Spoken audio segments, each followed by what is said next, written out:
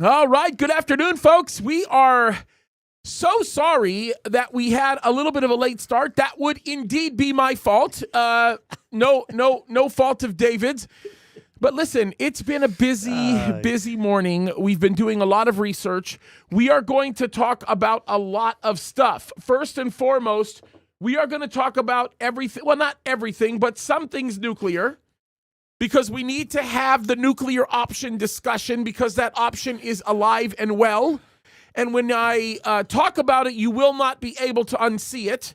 So we're going to talk about that. We are going to talk about, which, by the way, largely involves China. We're going to talk about that.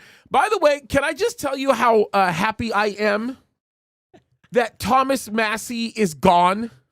Who's Thomas Massey? That he is not going... I'm glad that you don't know who he is. Oh, okay. It's one of those. Yeah, he's in the House. He is one of two Republicans that has stood with Democrats on virtually all of the most important things, and it looks like he's not surviving his primary in Kentucky. Oh, he's the Kentucky guy. Yeah, and I'm very happy about that. My friend Steve Turley is pretty much convinced that it's over. And he's one of those guys whose analytical capacity is amazing. The charts say the same thing, right? The polls say the same thing, but you just never know. So I'm very happy to see that he is gone. That helps us in many respects. There's other things that I want to talk about too, specifically related to Israel. How are the midterms looking if we are talking about that? Based on the primaries, I think the midterms are looking pretty healthy. There we go. That's what I think. Now, I want to say this because I think it's like critical. There's a lot on the table right now, and there's a lot in the air. Yes, we are. But I kind of feel like I'm crying wolf. I mean, we've been saying that for a couple of weeks now, and nothing really has happened, James. Well, I'm going to beg to differ with you on this one. I think a lot has happened. I just think that we're not looking at it through the same lens as those that are sitting behind the scenes. Now, I'm not going to claim to be one of those guys that has the same lens as those that are from behind the scenes, but I'm certainly looking at it from the geopolitical perspective, and I think there's a lot to be said, okay? You have Sudan, which, by the way, is I'm telling you, a massive issue, because in March, the United States of America declared Muslim Brotherhood in Sudan to be completely full-blown terrorists now. That is interesting because that is the United States of America preparing themselves for what could be potential kinetic action in Africa if necessary. Well, that brings us to the fact that there have been Republican guards viewed in Yemen again. This is a big deal. And the Bab el-Mandeb has been out of this part of the war until now. But after the ability of the Iranians to close off the Strait of Hormuz, I doubt if they're going to go down without at least trying to close off Bab el-Mandeb. Okay, so I want everybody to understand what David is saying here. He is now basically saying that the Red Sea is fully at play. Yeah. Now, I'm going to do something because I think this is important, because I'd like to talk about this. As a matter of fact, I think it's a really, really good idea for me to pull a graphic that I took a long time to actually make, believe it or not. But I think it was really good to do. I felt like I needed to do this. And boy, let me tell you, it took a lot to do this, okay? It really did. But I think the payoff was pretty remarkable. And I'm going to take this picture, I'm going to put it up, and then what I'm going to do is I'm going to explain to you what this means, okay? And as David can see, and as you're about to see, the work that was done on this was pretty extensive. The map that I'm going to put up right now is something that nobody made for me, in the sense that I found it somewhere online and I pulled it.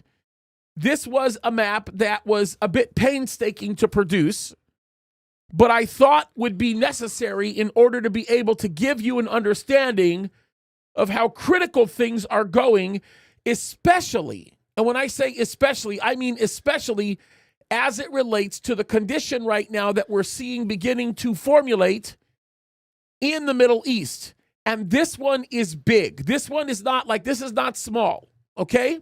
So let me show this to you. Let me pull this over here. And let me see. That would be number 2. Let me do that real quickly. Sometimes I get really slow with this stuff. It's like a slow day. Okay. So this map will show you in essence everything. Yes, believe it or not, I made this map. Now, I used AI to make it, and it took me quite some time because I needed to make sure that it was factually accurate. And I think it's about as accurate is going to get, especially considering what I need to communicate here. Now, as you look at this, and what I'm going to do is I'm going to pull up a copy of this so that we have a reference of it here that David can see it as all of you are looking at it. I'm pulling up a full map here. Okay? And what I need everybody to see, what I need everybody to understand is how absolutely consequential this blockade has become. Yeah. You can see what's going on with the position of the United States and what's happening and why they've allowed themselves to settle there. Now, I want you to understand that everything that's in the red are assets of Iran that have been disabled or stalled in the water, incapable of doing anything. They're stuck. They're blocked. They're stuck.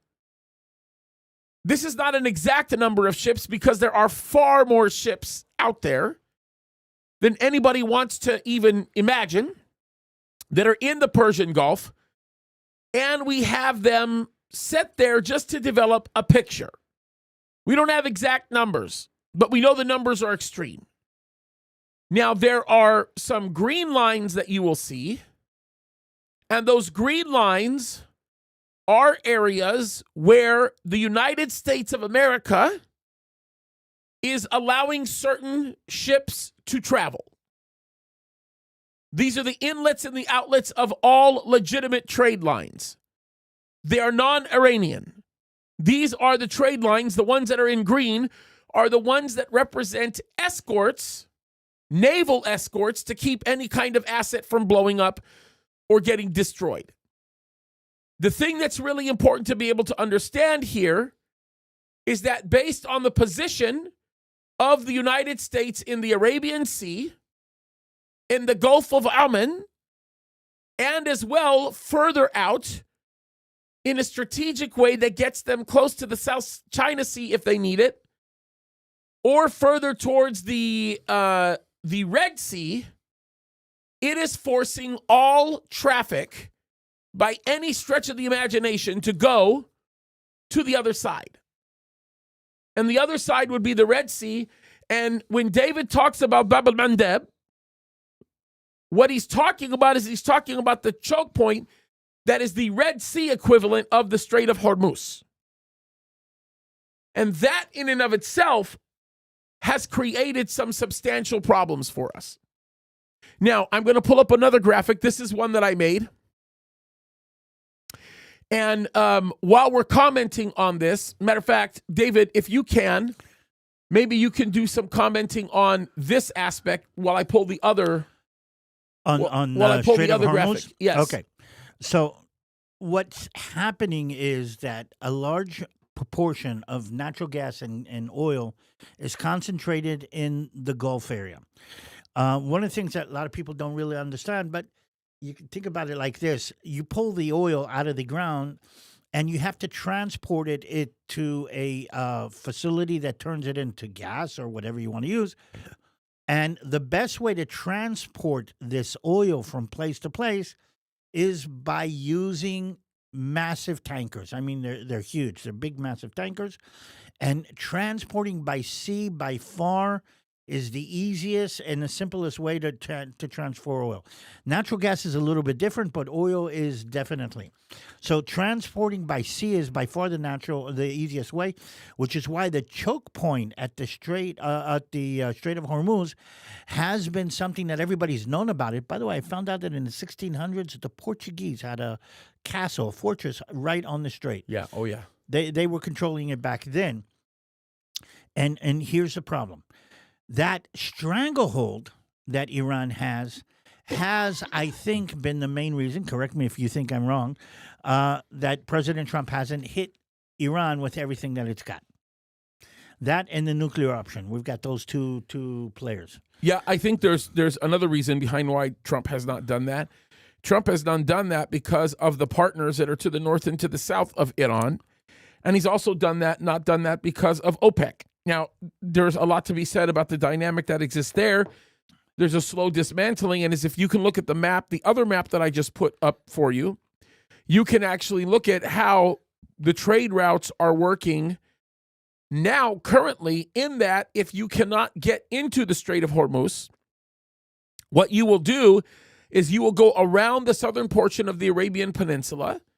Some people curve far out into the Arabian Sea, through the Gulf of Aden. Bab el-Mandeb is the area that you cross through, which is the choke point that you can see on this map, and you would go directly north into the Suez Canal, out of the Suez Canal, and then, of course, what you would do is you would carry yourself across the Mediterranean, out of one of the strait points that exist in Spain, or outside the port of Spain, and then you're in the Atlantic Ocean.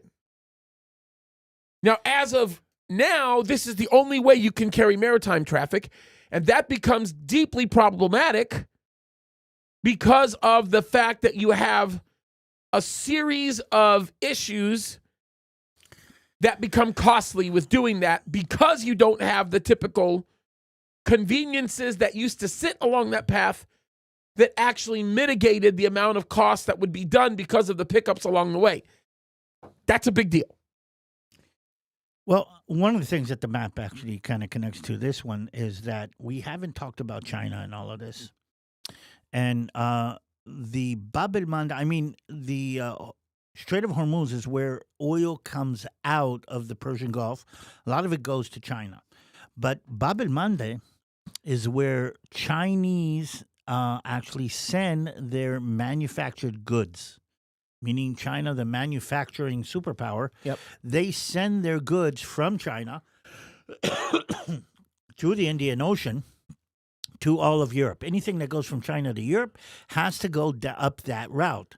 And if the war spreads to Bab el-Mandeb, and that's one of the reasons I think that Iran hasn't closed off the Bab el-Mandeb, even though they could theoretically do the same thing there, is because they don't want to mess up with the Chinese. Yep. So again, we're on maritime, and here's a weird kind of dynamic, and I think this is something that most people don't kind of pick up on. The Pax Americana, the peace of America, the free maritime navigation that has been the basic aspect of, I'm going to say, the manufactured society that we have today, means that shipping goes freely from place to place. That has been the accepted example, and nobody has a right to close off their choke points. Think about this: the whole Mediterranean Sea, and in extension, the Black Sea, could be choked off at the Strait of Gibraltar. How do you say that? Gibraltar. Okay, that means that Spain and, listen to this, Morocco can do the same thing that Iran is doing if they wanted to accept that way of doing business. I mean, think about if Iran is given a okay to do this, why doesn't Morocco make everybody who goes from anywhere in the Atlantic to anywhere in the Mediterranean charge $2 million for that? If we start going down that road, the whole thing, why is Iran being allowed to choke that off? and other places. Why doesn't Indonesia have a right to choke off the Chinese movement through the Strait of Malacca? Again, if you accept the Iranians doing this here, you've created a whole new ball game in the whole world manufacturing environment and the movement of resources and manufactured goods. Yeah, I think that was part of the discussion in China. I think this is the Barbary Pirates all over again in many ways. Yeah. And I think that this is something that's not completely understood. Okay. Now, do we want to actually have a conversation about the China situation? Because look, I can tell you right now as it sits, matter of fact, we'll get off the map for just a second. There's a lot of things that happened. And I had kind of set up a list because I didn't want to forget for a video that I was going to do later about this, but we should probably talk about that. But looks like you have some other things you want to talk about first. I want to know. Let's back up to what we're talking about. Okay. Okay. And again, I want to kind of see if I can frame this because people really need to understand. There is a classical idea that if I can do something, then you should actually accept that I can do it and either pay me or take into consideration that I can do something. Right. A classical bully tactic is, okay, I can beat you up and take your sandwich. Okay. And if I don't, you should be grateful that I don't do that. Yeah, because I'm kind. Okay. Yeah. Or whatever. Even, all right. And basically what we have done in Western civilization on the whole is basically said the fact that you can doesn't mean it's right for you to do this. Yep, that's right. And that's the core value, by the way, of the Judeo-Christian creed that the Western civilization is based on, that all of the world today runs according to, and that is the fact that I can conquer your city and make you pay taxes doesn't mean that that is acceptable behavior. Now, that has been acceptable behavior down through history. Down through history, the only reason not to conquer something, okay, is because you couldn't. And it was acceptable that if you could conquer your neighbor's city or the neighboring city, or if you could conquer the farm next to you and take everything, it was considered acceptable practice, by the way, according to Muslim ideology, theology, whatever you call it, that it is still accepted practice. The reason we don't is because we can't. And if we can, it is justified that we do. What Muhammad says is that if God gives you the power to conquer the city, you have an obligation to conquer the city. Mm-hmm. What Christianity says is there is more than just empowerment that comes to play. The fact that you're sitting on a critical choke point doesn't give you the right to extend or exert your power over these critical places. We do things in a different way according to an agreement between nations, and that's how everything has worked since World War II.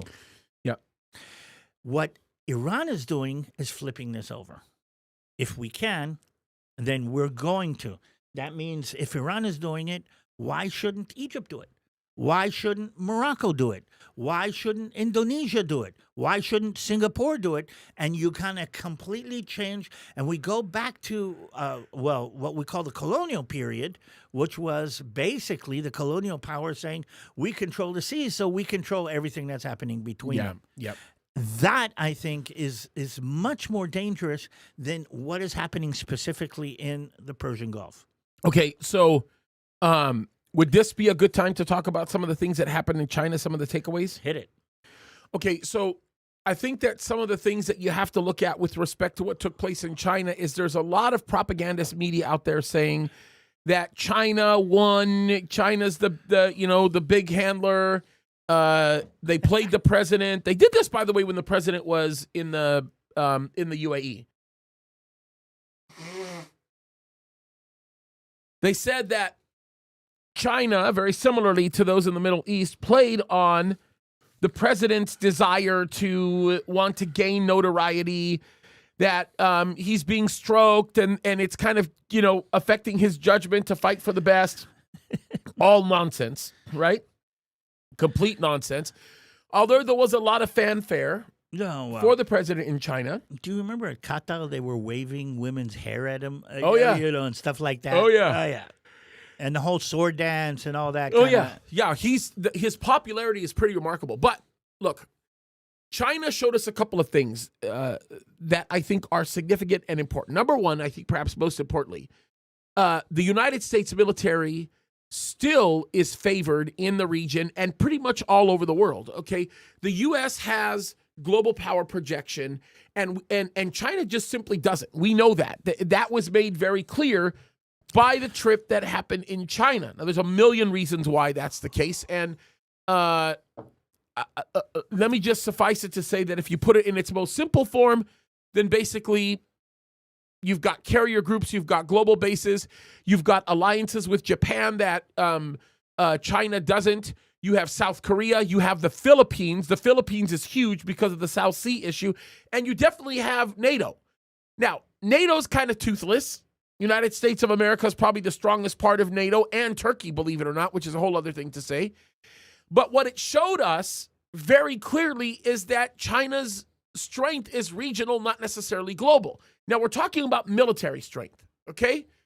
So if this turns kinetic past Taiwan, like if something kinetic goes on with China, well, the U.S. still is going to hold the edge.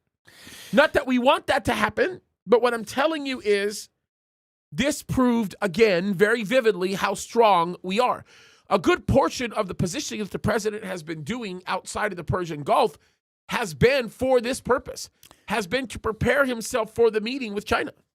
Okay, and I want to add on this one, the paper tiger aspect of what's happening with China.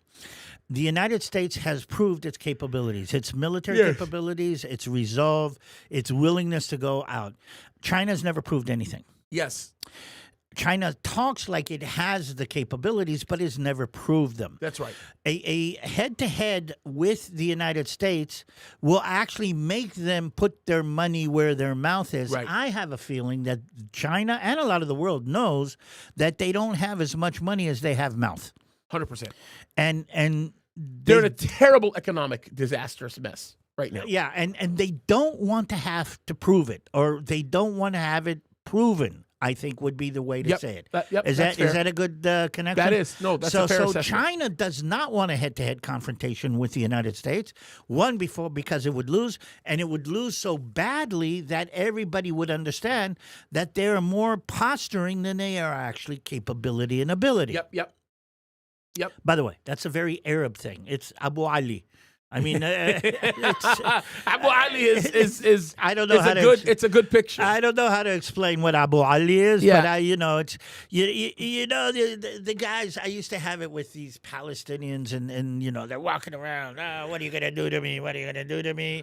Okay, look at me. I'm and then you kind of smack them, and they turn into little rats. I mean, leave me alone. That's leave me right. alone. Okay, that's what Abu Ali is, and China is in the Abu Ali mode right now. Okay, we can do Taiwan. Oh no, you cannot do Taiwan, because if you do Taiwan, okay, you're putting yourself in critical. China can't do anything. I always think about this. People don't really understand. Do you know that you don't have to use a nuclear weapon against China? All you need to do is hit that dam. Oh, yeah. The Three Gorges Dam, and China comes apart at the seams. Oh, yeah. And Taiwan has the capability to do that, meaning if all is lost and Taiwan is about to lose it, and they decide to go down the Samson dynamic, they can hit China in a very sensitive place. very, very quickly. Yep, and they can't do anything about it. So it's much more Abu Ali. It's much more fanfare. It's much more than anything else. Well, and there's a couple of things to point out here, because it's like you cannot forget this. Okay, China avoided commitments for a reason. Yeah, they did not step in on Iran, and I'm going to tell you this right now. That is not because they're strong. It has nothing to do with strength. It's because they're scared. There is a caution that they're taking, and China doesn't look. Let me just say this. China has no desire to risk sanctions. They can't afford to risk sanctions, number one, okay? They cannot afford to jeopardize its already destroyed economy. That's a bigger problem. You can't do that. Why isn't China pushing major amounts of technology, military technology to Iran. Iran is their proxy. Why doesn't China put the best of its anti-aircraft defense systems in Iran? Because Why? they have no desire to see a Mideast conflict. No, I think more than that. Listen to me. I think this is clear. The only thing on their mind right now is to project their authority over Taiwan, to maintain its status quo, and to keep whatever it takes to keep themselves away from having to deal with anything else related to the bigger picture. Yeah, let's get back to that in a minute, but I'm trying to kind of zoom in on something here. Okay. If you're an arms manufacturer, if you are an aircraft defense manufacturer, and you actually commit yourself to saying that we're the best, we're as good as America, and then Iran says, sell us your anti-aircraft defense systems, and you actually theoretically have an interest to sell it to Iran and have Iran shoot down American planes with it, because that would make Iran stronger, that would make your defense capability more, that would say that you know how to do this. No, but... And here's the thing. If you do sell them, and Israel or America cuts through your air defense like butter, then you've lost any semblance of, pushback that you could have. Meaning you're going to have to prove who you really are. It's the Black Knight from Monty Python. I don't know if you remember. Oh yeah. But here's the thing. This is why I'm going to push back a little bit on this.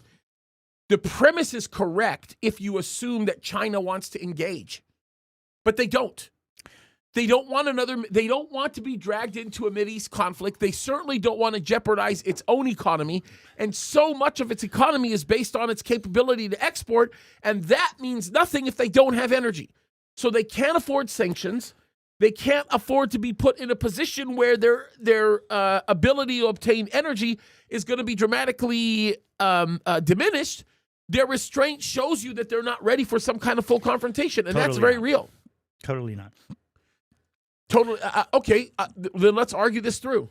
They're not. Well, okay, no. I mean, they're not ready for a confrontation. So you're agreeing with me. Not. I'm agreeing with that. Because I'm like, they need to keep the shipping lanes open.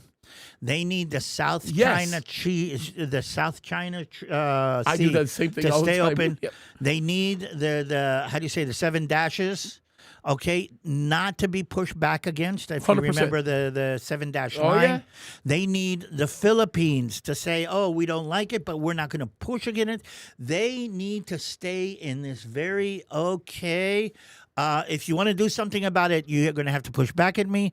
Until then, I'm going to do what I want. And they don't want to push America over to some kind of actual confrontation. And I think that's what both Trump and Xi actually agreed on when they were in China. Let's not make a balagan. Yeah, and by the way, look, this is super important to understand, because this is the part that a lot of people don't connect, and that's the fact that the reason why China is pushing for stability is because their economy depends on several things. It depends on exports.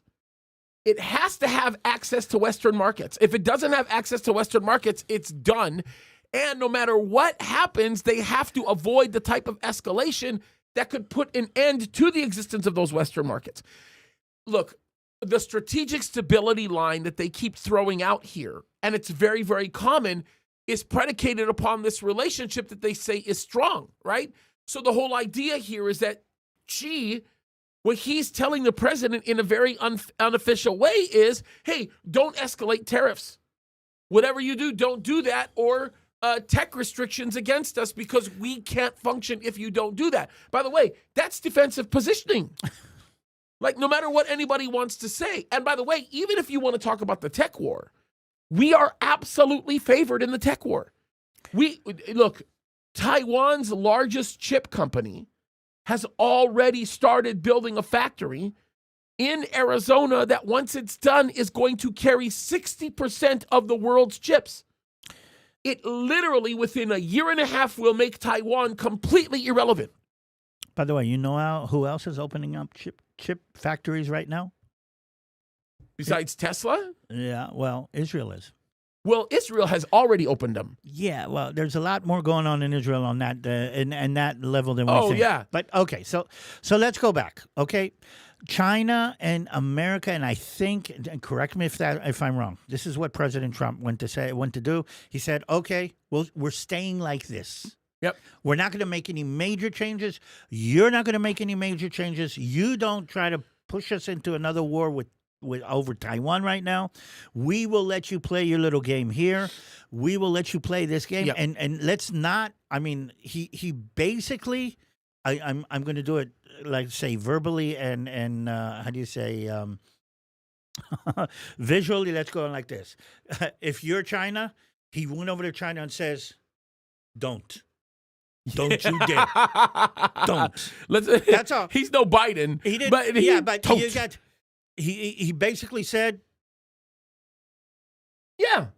No, and he did it in a nice way. He went over there and he said, "I respect you, Xi Jinping.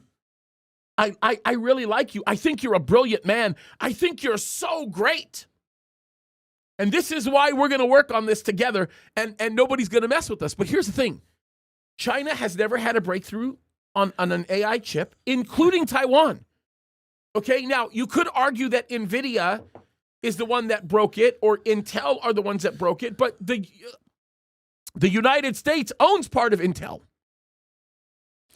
I mean, you know that Intel's research and development center is in Israel. It's all Israel. It's all the largest drivers of innovation in Intel happens to be in Israel, Silicon Valley, and I know that from way back in the day, in my CIO days at the police department. I can't help but make a Balagan connection. You know where the biggest chip factory is in Israel?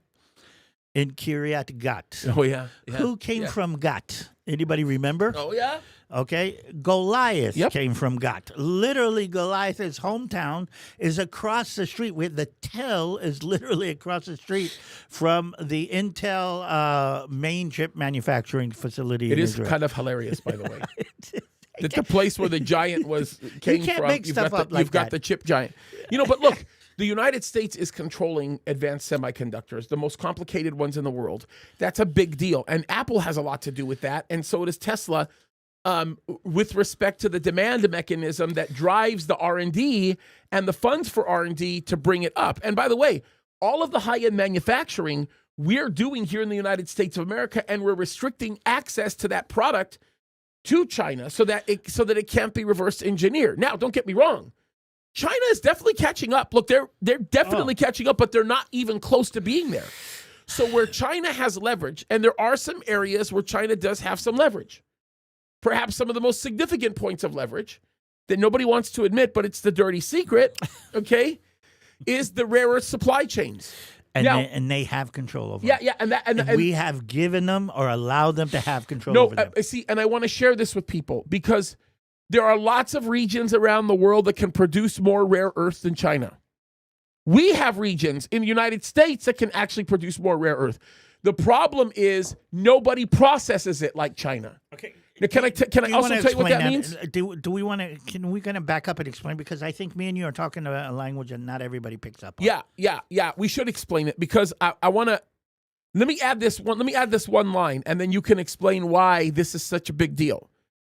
The end result of the fact that I just shared with you is if we don't continue to get rare earth material from China, we can't build something like our F-22s or our F-35s or many of our weapons. Or our AI farms. Yeah, 100%.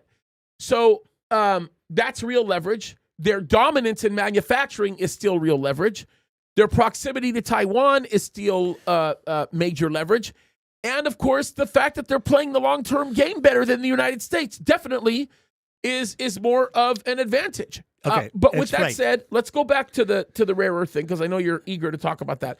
Let's talk about that really quickly. And by the way, for you guys doing super chats, thank you so much. Amazing. Yeah, we're going to go over and we're going to read that. Ray, what a blessing you are. Thank you so much, bro. Praying God continues to bless you and your families. and the work he has called you to. Thank you for all that you do. By the way, Ray's got the best plumbing business in the world. If you ever need help anywhere in Southern California, he's the guy to do it.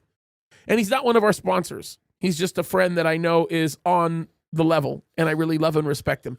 Okay, talk about this rare earth thing. Semiconductors, okay? Something that basically electricity goes from one side to the other and does it according to all kinds of criteria that are actually connected to the layers inside the semiconductor and what minerals and metals actually those layers are made of.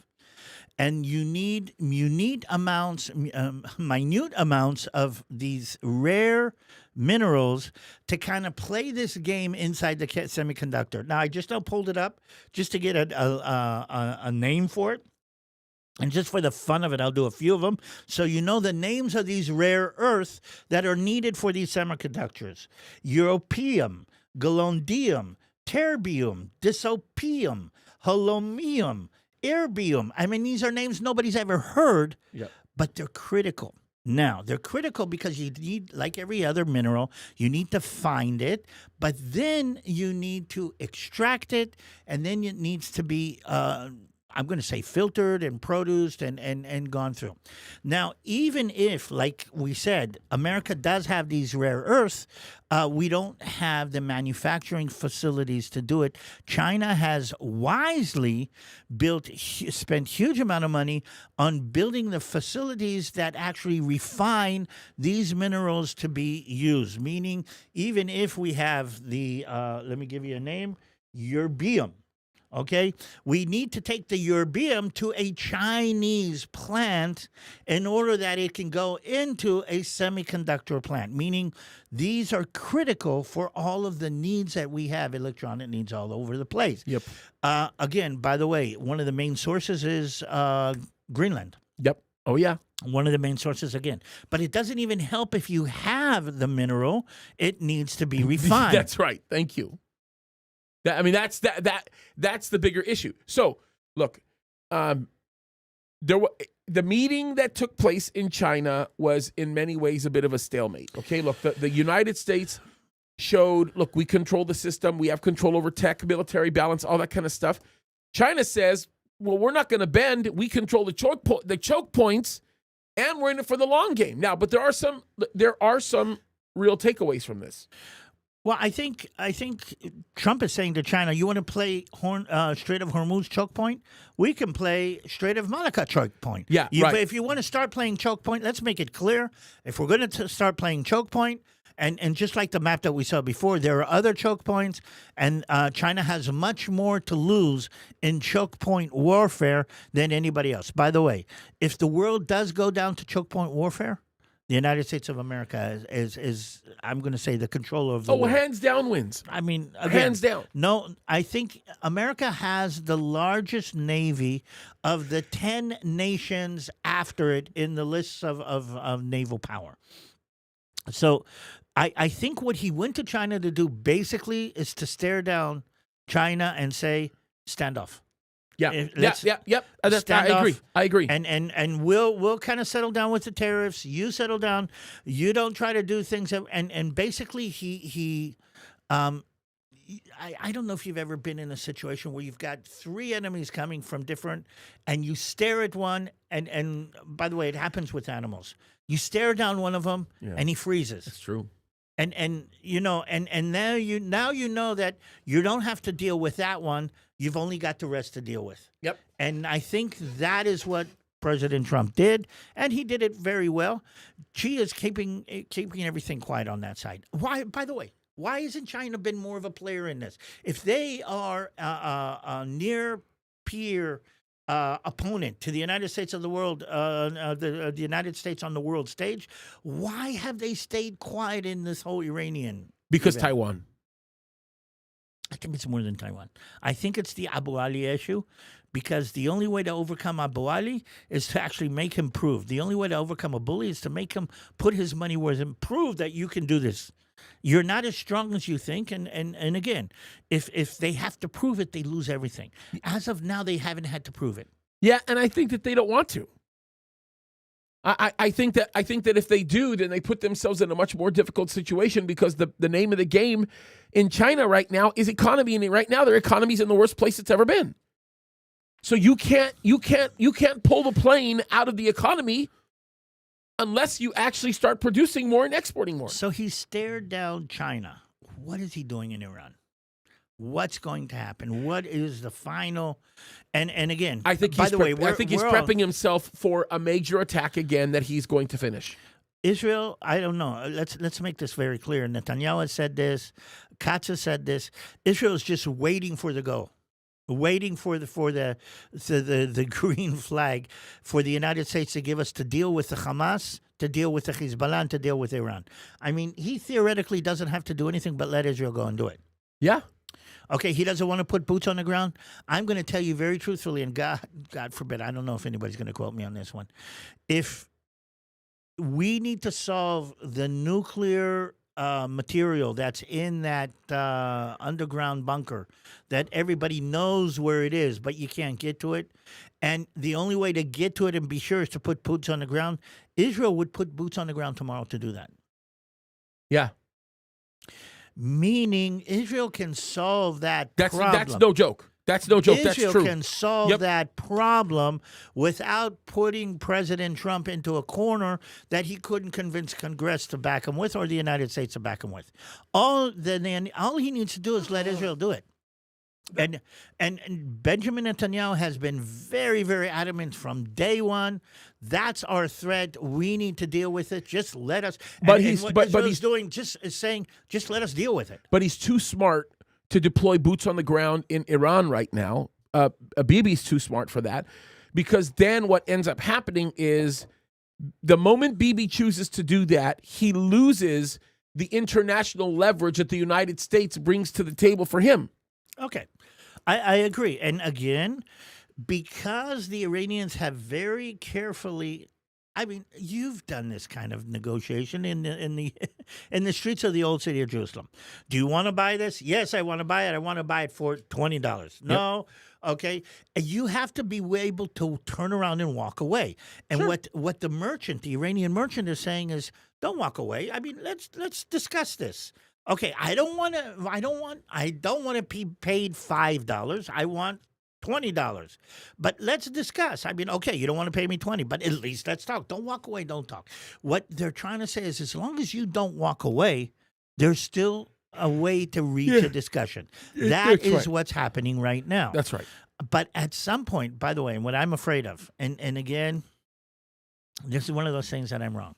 What I'm afraid of is that something's going to happen where Israel is going to need to or see that it is appropriate and will go into this alone, for lack of a better word, and then all of the blame will be put on Israel no matter what happens.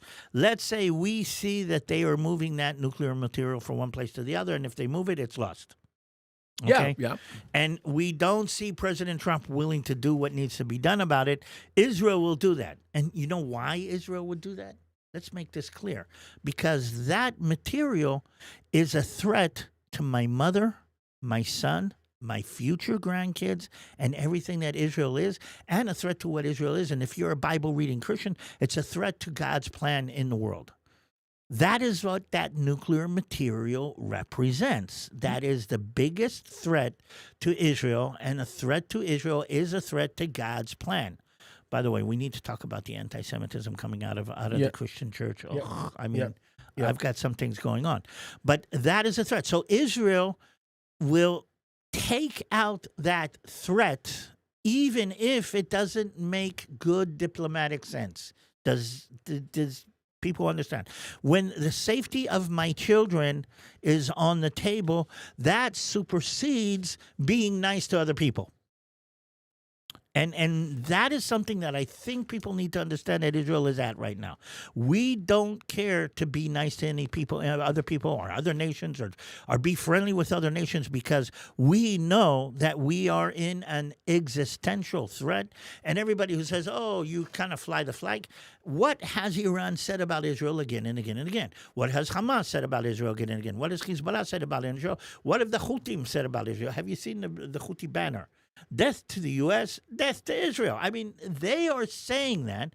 We understand after the 7th that they are serious about what they're talking about for all of their reasons. And I'm going to say this. If my son's life and my future grandchildren, if they ever give me grandchildren, Yarden, give me some grandkids, okay? and if they... Well, I mean, you technically have grandchildren. Well, yeah.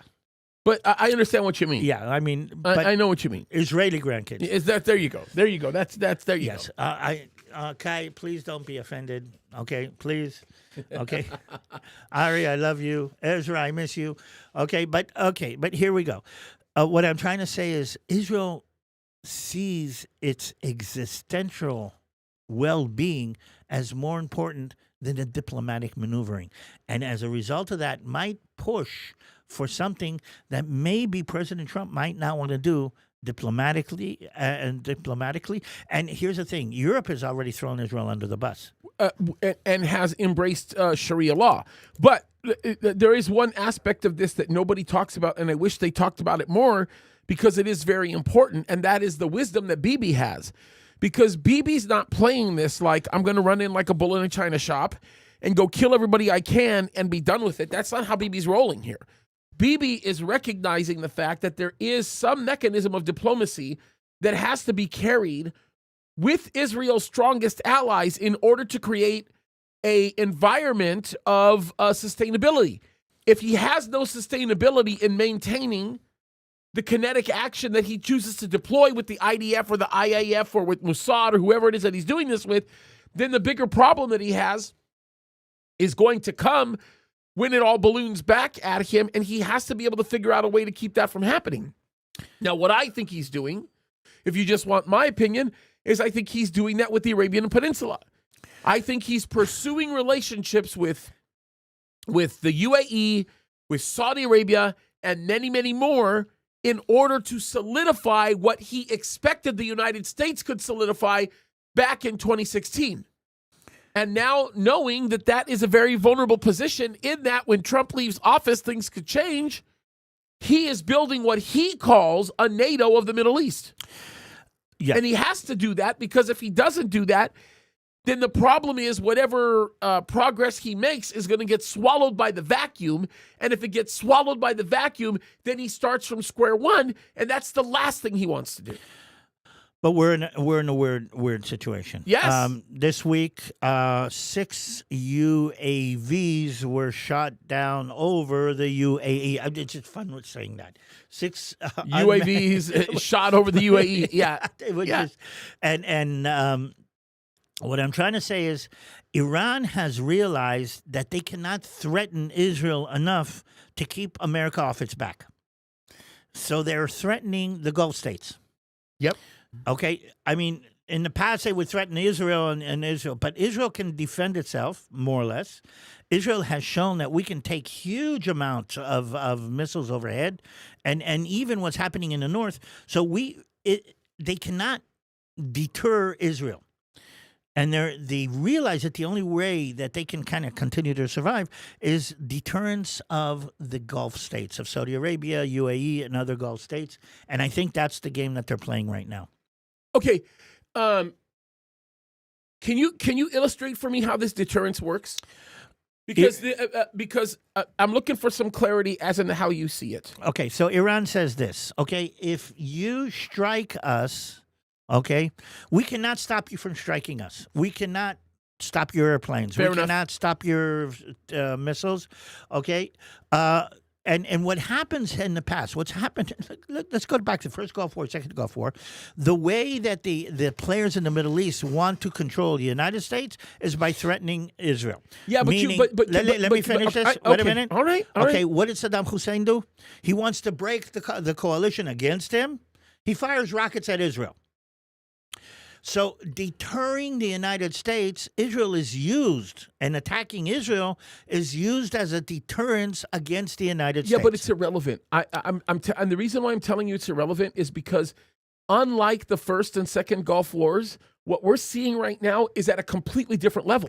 Totally. Okay. You can't look. And I'll tell you what else is The different. mechanism of deterrence that you're describing involves this idea of eventually demolishing a symbolic head of state that's been perceived to be the reason for the problem, which became the justification for entry in the first place. Give you an example of this, right? We did this with Gaddafi. We did this with Hussein. The idea was, these are the real problems. Let's go in there and deal with them because they're the ones bringing the nefarious action, and now we have a justification for entry. The United States is taking a completely different approach this time, just as Israel is, because Israel is no longer being apologetic in its stand for what it regards as being existential in dealing with it, and the United States is basically agreeing, and by agreeing, not looking for justification politically to be able to do what some people call neocon work. In other words, the President of the United States is basically saying this is a moral and admirable war, and I am going to do whatever I can to enable Israel to prevail in it so that I'm not the one who stays consequentially behind to fix the mess. Okay, but here's the thing. They've moved their crosshairs to the UAE, meaning they're not only threatening Israel, now they're threatening... Iran has moved the crosshairs to the UAE. Iran has moved their crosshairs to the UAE. Israel has proved you can't scare Israel down. You can't stare Israel down. You can't threaten Israel enough to make Israel not do what it wants to do. I'm with you. Okay? Yeah. But you can threaten Saudi Arabia. But don't you think we move the needle? Like, don't you think that we... the United States and Israel kind of on purpose coddled a little bit of the pathway against the UAE with by the way, with the permission of the UAE. Yeah. Because the UAE has always been, I would venture to say that for the last 4 years, the UAE has been looking for a viable path out of OPEC and OPEC Plus. And what's to say that they didn't utilize Israel? I think the New World Order, and I can't help but kind of say, there's three things in my mind the minute you say that. OPEC is going to crumble, NATO is going to crumble, and the UN is going to crumble. And so is OPEC Plus.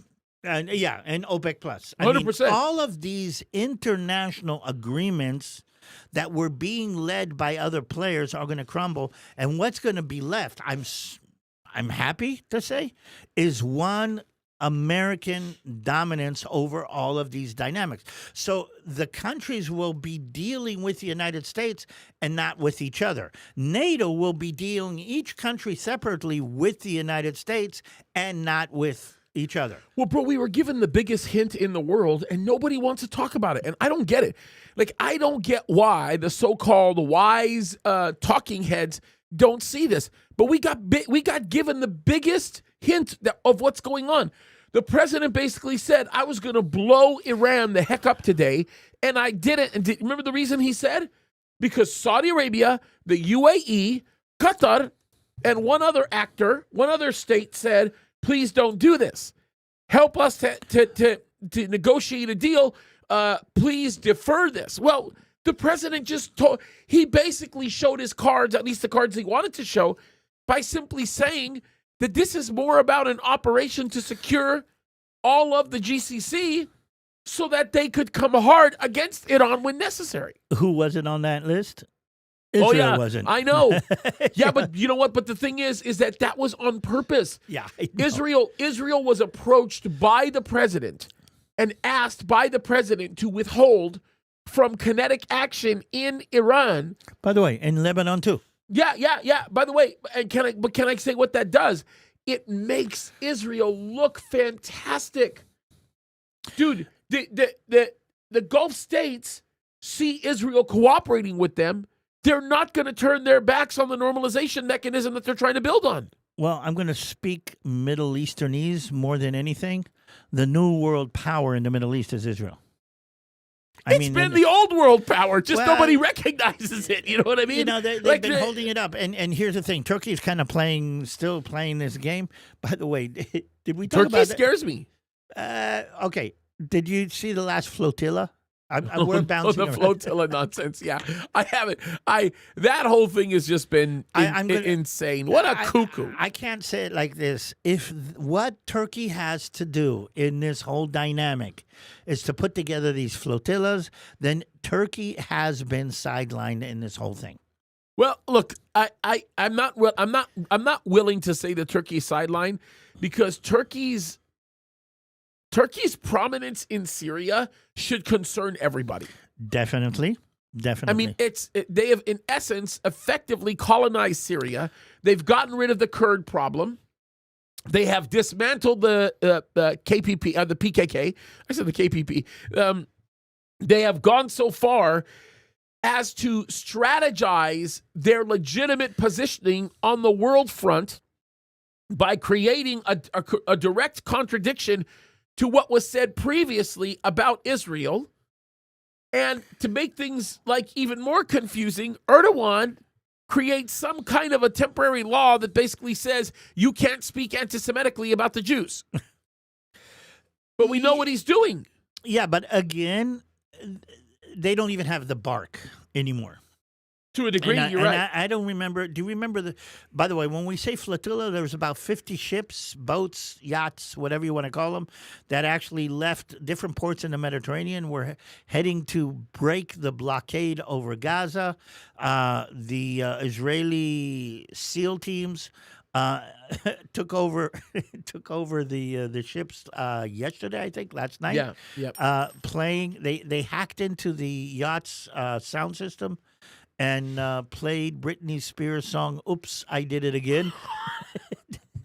I didn't hear that, but that's kind of hilarious. I'm sorry, that's funny. Literally put them all in Israeli ships and sent them back to Europe. I mean, and the first time this happened, Turkey made a big balagan. I don't know if you remember the Mari and they attacked the Israeli soldiers. At least they're not attacking Israeli soldiers anymore. Yeah. And the flotilla before this, they found huge amounts of drugs on the boats and contraceptives because they were having orgies on the boats. I mean, so again, but if that is it, and it seems that's what Turkey is doing, and they are allowing the Greece, Cyprus, Israel dynamic come together with the silence of Egypt in the Eastern Mediterranean.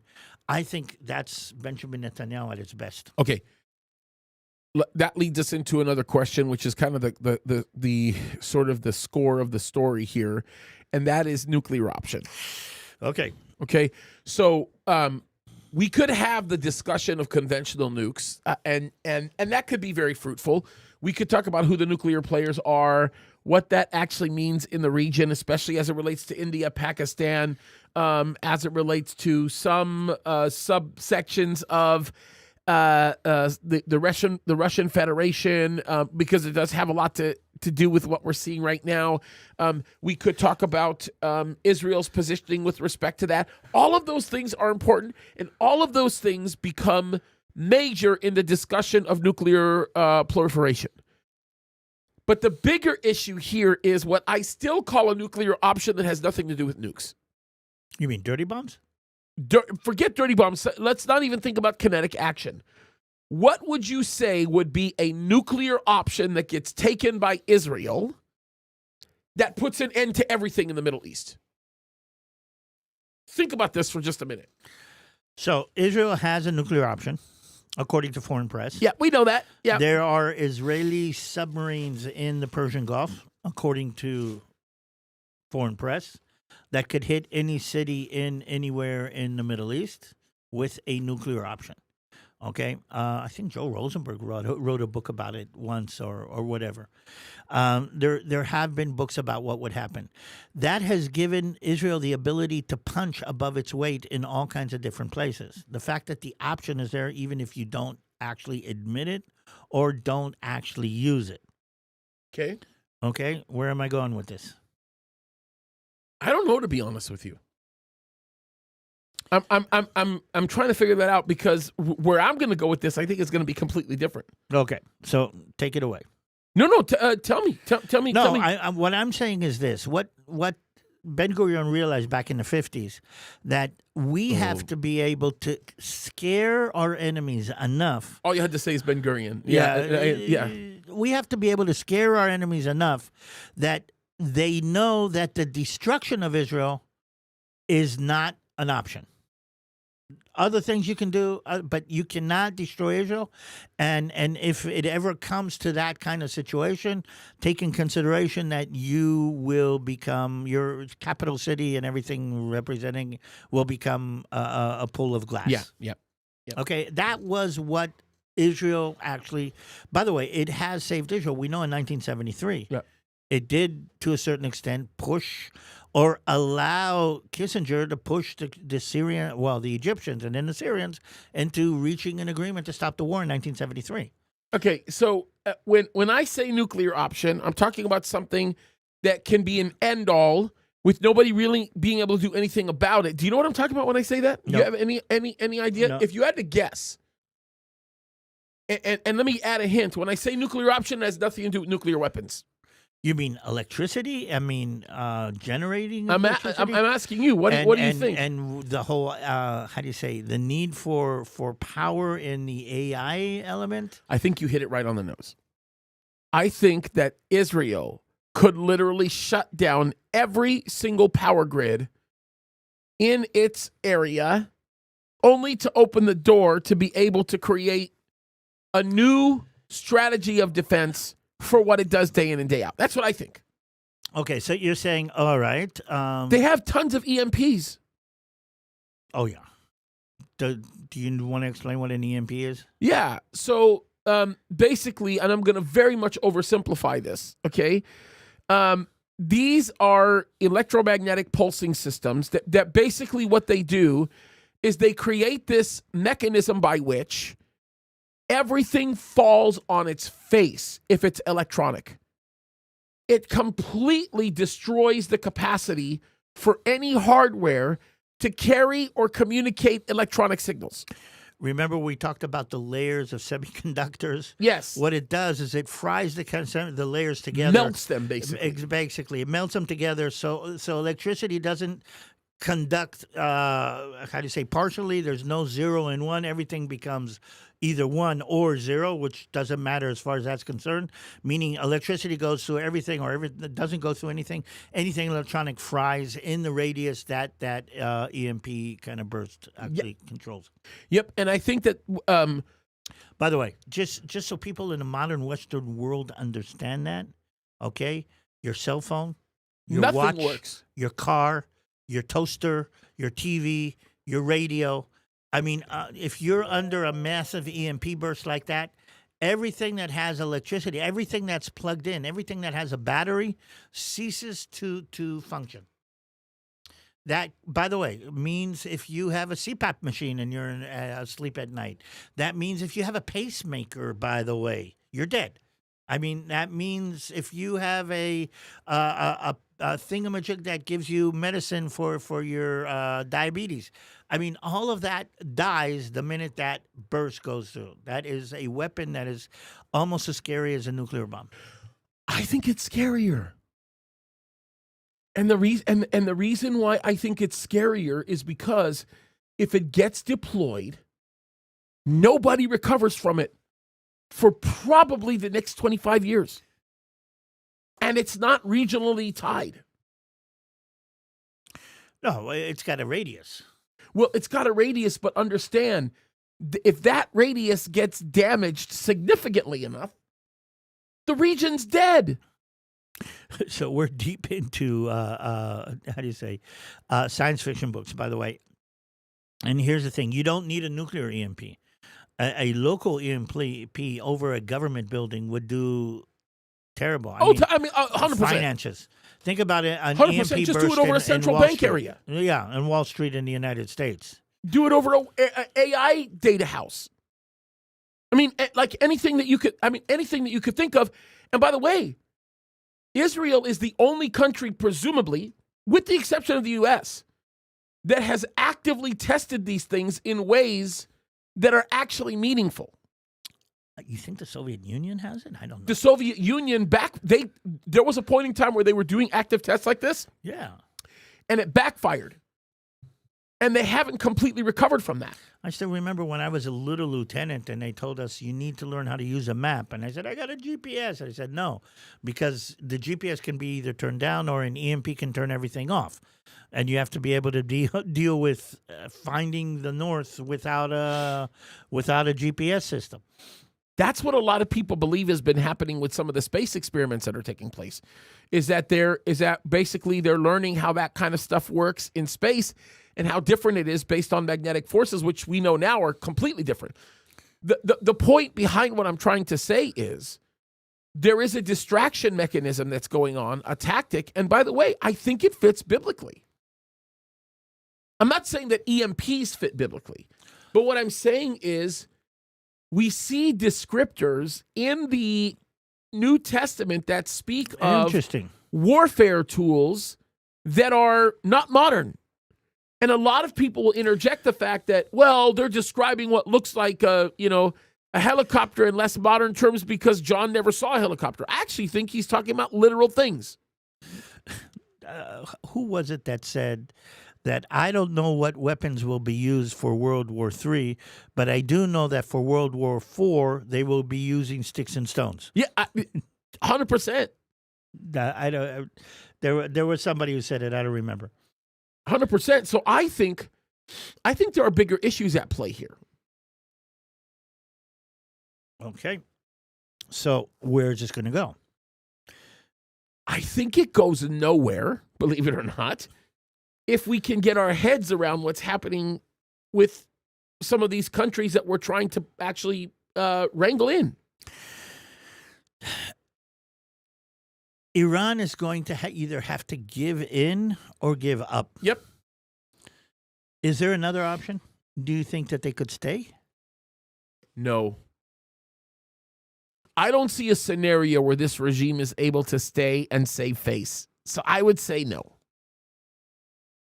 Remember, this is not like an Ariel Sharon situation where he's in the Sinai and he pretty much has Egypt completely held hostage.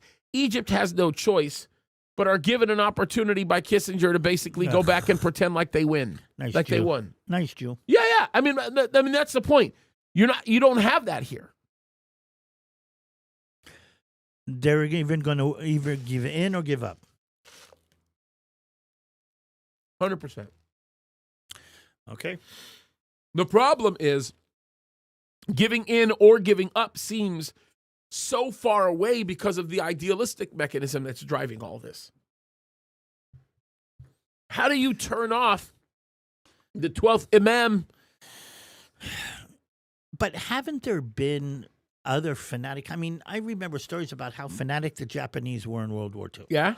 Oh, yeah? I mean, these crazy Japanese banzai charges at the expense of their own life, or Japanese soldiers staying for years in these islands. Yeah. And I mean, we've seen death cults like this in the past. Sure Okay. We have.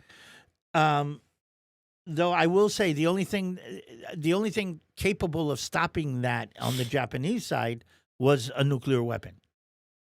Yeah, unfortunately. I don't think Japan would have surrendered ever if they had not been totally overpowered by that. Well, they had the tools to be successful. 100%. Had we not done that, had Nagasaki and Hiroshima had not happened, I agree. Do we need to do something like that for Iran? No. I can't imagine that would be the case. Maybe. I mean, I have a hard time thinking that would be the case because when the attack of Ezekiel 38 happens, Iran is at peace with Israel. Yeah. So I don't know that would be achieved by nukes. So again, Iran is going to either back down or give in. I mean, there's no other way that this is going to happen. And when that happens, we're going to see a completely different Middle East. We've been talking about it for a week yet. Ugh. Okay. Where are we going? Should we take some questions? Yeah. Okay. If you've got some questions. Oh, I want to stress two more things, by the way. You said Odyssey too. You wanted to have a conversation? Well, let's do the Eurovision first. Okay. Oh yeah, I didn't even get the update on Eurovision. Yes. I'm so proud to be an Israeli. I'm allowed to be an Israeli. Okay, Eurovision Song Contest is an international contest, the biggest one in Europe, which everybody hates. There were 5 nations that did not participate because Israel participated. And yes, this was 4 days ago, we won second place. That's great. And I'm so proud to say that, again, in these things, are we allowed to be proud of these kind of achievements? Or I mean, yes. And here's the weird thing: we would have taken first place, but the voting is how do you say, like Rotten Tomatoes? There's the critics who vote, and there's the public who votes. We won the public vote. But we lost the critic. Well, we took second place in the critic vote, and that actually outbalanced it. But if it had been only a public vote, we would have won. So there's a lot more hatred for Israel that's public in the media than there is the people on the ground, and I find that fascinating. And that I'm so proud. The guy that sang the song, okay, sang in Hebrew and French and in English. Yeah. It's pretty awesome. Yeah. It's pretty awesome. But that definitely had to have been calculated. Yeah, I'm so happy about that one. Okay, what else? We talked flotilla. We talked yes. Come on. What do you think about a black Helen of Troy? The lady, the face that launched 1,000 ships. Bro. Okay, so should it even bother us? Should it even bother us? And No. Here's a question. No. I don't know, bro. What? I go ahead. You said here's a question. Okay, what do you think about a female James Bond? What do you think about, should this? And I'm going to say it like this. It's not consequential enough. No, it's not consequential, but I think there is a move to change mindsets. Yeah, to rewrite history. Sure. No, it's not only to rewrite history. There's a move to change the basic concepts of who we are. Take men. There's a war on masculinity, and we're seeing it. I mean, I just look at the TV channels about. Come on, I'm into action and science fiction. Yep. Okay, there's no more male faces on the, how do you say, the promo picture of everything. Everything's about strong women. Yep. Okay, everything's about difference. Yeah, but it's being dripped into the I'm going to say into the vein of each and every one of our kids. Yeah. Okay, that what you were taught in the past was not true. Men are not an issue.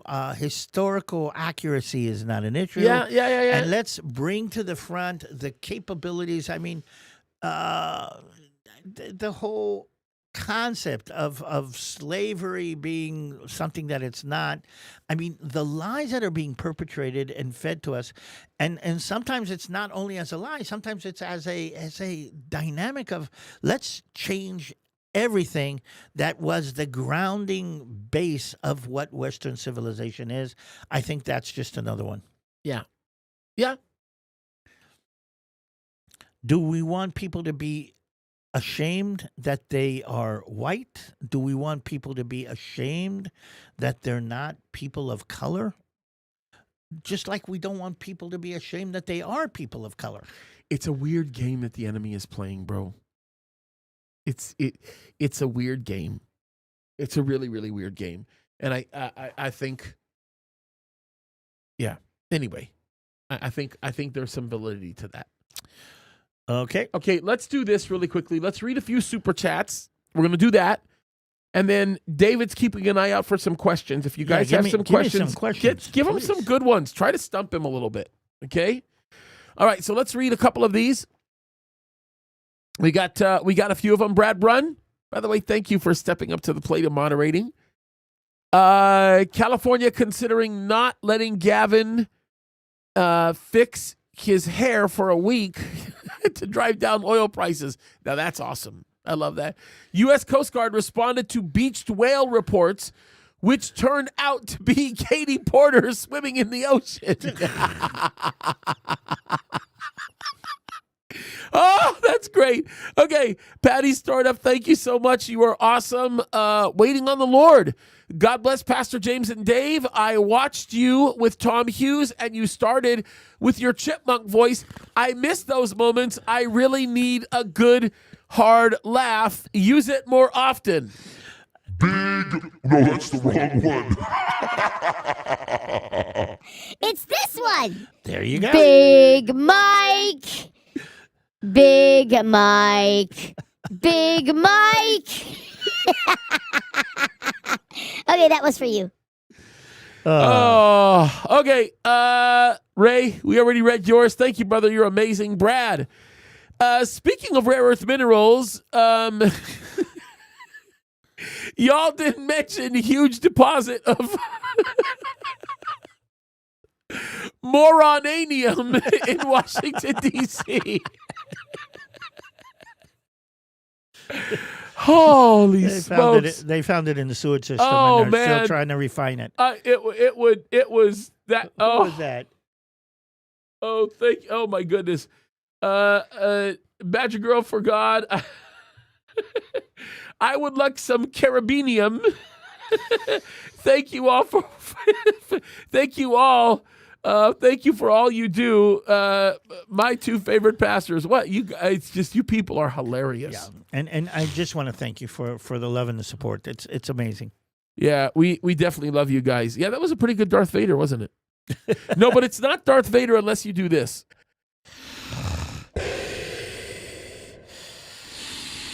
I am your father. That was dumb.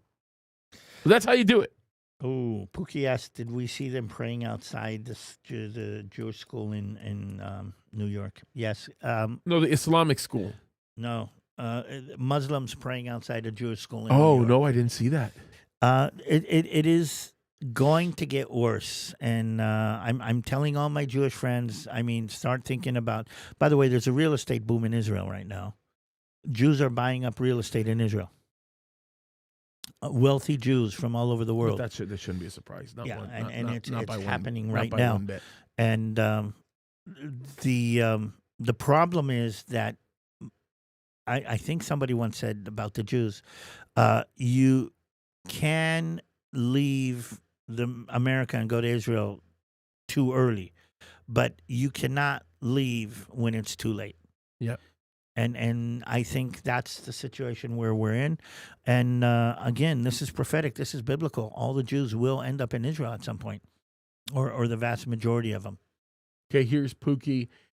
James, did you see Islamists? Oh, that's the same question. That's the what same we're talking question. about. That's the same one. This is the one that I was trying to look at. Quick summary. How does Iran fit into Ezekiel 38 if they are illuminated by a nuke? That's my question. I don't think that happens. It's just hard to. I don't see how that fits if that happens. The only place I see a nuke is in Damascus. Yeah. By the way, I mean, I'm not the inventor. in his book, he actually wrote that it would happen in Damascus. Joel Rosenberg's book actually put a nuke exploding by mistake in Damascus and flattening Damascus. So, yeah, it's interesting. No, that would be interesting. Think about something like that. I mean, Who would hit what point in Damascus? Isaiah 17 is he talking about? I don't know. That's my question. You'd have to go down that route. By the way, can I ask a question since we Yeah, are? why not? Church, how about the new? We don't know anything quite yet. Things have gotten delayed for technical reasons. We are certain that they are going to take our offer. We have every reason to believe that's going to be the case. And we can't wait for that to be official, because once that's official, then we'll start talking about the need. Okay. Because we will have a need at that point. Let's do that, and that's something to pray for. Yes, absolutely. Absolutely. Okay. Okay. Two things I want to, if you're okay with this. Yes, sir. I am heading up to Washington this week, Yes, sir. and I'm going to be at a conference in Ellensburg, Washington. on Saturday. I will be speaking together with Pastor Tom Hughes, and I think David Guzik's going to be there. Dave Zamora is going to be there, and we're going to be talking about Israel. So if you are connected to the Washington, Seattle area, come visit us next week on Saturday. David Guzik, huh? He's a good friend. No, I love David Guzik's partner. Oh, Okay. okay. Sorry, a pastor named Lance Ralston. Yep. And I know who Lance Tom. is. And by the way, anytime you see me and Tom on the stage, or me and Tom and James on the stage, it's good fun. we get the balagan aspect. But okay.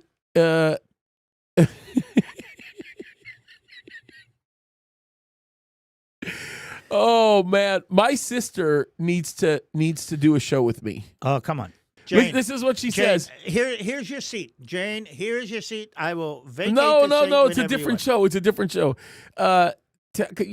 Bro, you're never leaving me. Ah, Okay. Jane says, tell Brad that Katie Porter whale sighting is fake news since she's now on Ozempic. The difference between her viral staffer verbal abuse videos and current campaign videos is obvious. Don't worry, though. Other lunatic Dems like J.B. Pritzker are still repping strong for the whale community. is she the one that said that we should give free healthcare to all the illegals? No, I don't. Ugh. She is a disgusting human being. She's a terrible person. We got quite a few of them. Yeah. We Yeah. got quite a few. It's terrible. All right, brother. You want to close in prayer for us? Well, last thing. Yep. Tomorrow is my birthday.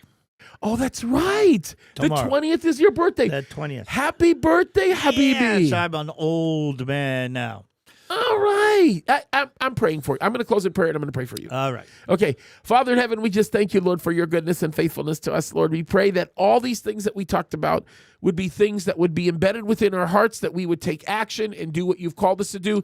We pray for David right now, Lord. We thank you, Lord, for the very day he was born. Our world became a better place on that day. And I pray, God, that you would bless David spiritually, emotionally, mentally, physically, financially, Lord. Strengthen him, build him up. Bless him literally in every way. We love you, God. We thank you. We look to you, and we ask these things now in Jesus' name we pray. Amen. Amen. You got an iPad coming for your birthday, by the way. All right. There we go. It is coming. Okay. I'm not lying. All right. Look at all the happy birthdays coming in on the comments. I love it. Thank you, guys. All right, guys. Listen, we love you very much. See you next week. Same place, same channel. That's right. Keep fighting the good fight.